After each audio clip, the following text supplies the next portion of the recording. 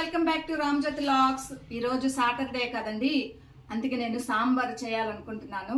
ఈ సాంబారు నెల్లూరు సాంబార్ ప్రిపరేషన్ ఎలాగో చూపించబోతున్నాను. దీనికి ముందుగా ఒక హాఫ్ అన్ అవర్ ముందుగానే ఒక గ్లాస్ కందిపప్పు ఇదండి, దీన్ని ముందు కుక్కర్లో నానబెట్టుకున్నాను.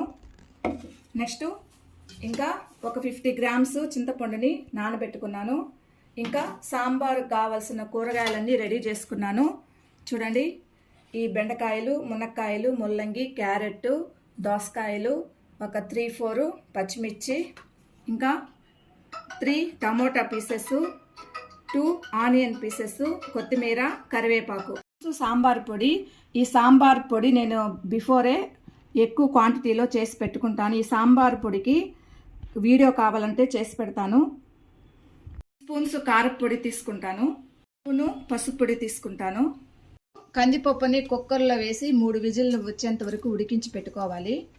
విజిల్ పెట్టుకొని నెక్స్ట్ ఒక 2 స్పూన్స్ ఆయిల్ వేసుకోవాలి. ఆయిల్ వేడెక్కిన తర్వాత ఒక 1/4 స్పూన్ మెంతులు, ఒక 1/4 స్పూన్ ఆవాలు, కొంచెం జీలకర్ర బాగా వేయించుకోవాలి. గింజలు వేడెక్కినాక ఈ పచ్చిమిర్చి ముక్కలు వేసుకోవాలి. నెక్స్ట్ అవి కొంచెం పచ్చిమిర్చి వేగినాక ఈ ఆనియన్స్ కూడా దోరగా వేయించుకోవాలి. దోరగా వేగిన తర్వాత ఈ టమోటా పీసెస్ కూడా మెత్తగా వేడేంత వరకు ఫ్రై చేసుకోవాలి. ఈ టమాటా ముక్కలు త్వరగా మెత్తపడడానికి 1/4 స్పూన్ పసుపు యాడ్ చేసుకొని ఫ్రై చేసుకోవాలి. ముక్కలు మెత్తబడినాయి. తర్వాత మనం కట్ చేసుకున్న వెజిటబుల్స్ అన్నీ వేసుకొని వేయించుకోవాలి. అన్ని వెజిటబుల్స్ వేయించుకుంటే పచ్చి వాసన లేకుండా సాంబార్ అనేది టేస్ట్గా ఉంటుంది. ఒక 5 మినిట్స్ ఈ విధంగా పచ్చి వాసన పోయేంత వరకు వేయించుకోవాలి.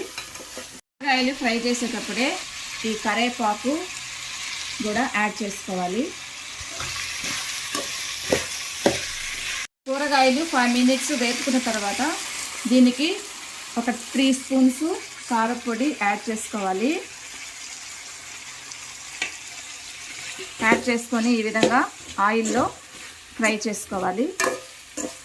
నెక్స్ట్ మనం రెడీ చేసుకున్న చింతపండు పులుసుని ఈ కూరగాయల ముక్కలకి యాడ్ చేసుకోవాలి. మీకు సాంబారు చిక్కదనాన్ని బట్టి ఈ చింతపండు పులుసు అనేది యాడ్ చేసుకోవాలి. నాకు కొంచెం పలచగా కావాలి, అందుకే నేను ఎక్కువ క్వాంటిటీలో ఈ పులుసుని ప్రిపేర్ చేసుకొని యాడ్ చేసుకున్నాను. రుచికి సరిపడా సాల్ట్ని యాడ్ చేసుకోవాలి. యాడ్ చేసుకొని ఇవి బాగా ఈ కూరగాయల ముక్కలన్నీ ఉడికేంత వరకు బాయిల్ చేసుకోవాలి.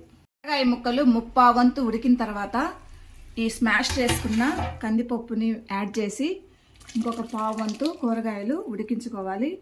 ఈ కందిపప్పులో కూరగాయలు ఉడికించుకోవడం వల్ల సాంబార్ టేస్ట్ అనేది పెరుగుతుంది. ఈ విధంగా ఇంకొక 10 మినిట్స్ సాంబారు ఉడికించుకోవాలి. నెక్స్ట్ కూరగాయల ముక్కలు బాగా ఉడికిపోయండి. ఇప్పుడు సాంబార్ పొడి యాడ్ చేస్తున్నాను. ఒక 2 టీ స్పూన్స్ సాంబార్ పొడి యాడ్ చేస్తున్నాను. సాంబార్ పొడి యాడ్ చేసిన తర్వాత ఒక 2 మినిట్స్ ఉడికించుకోవాలి.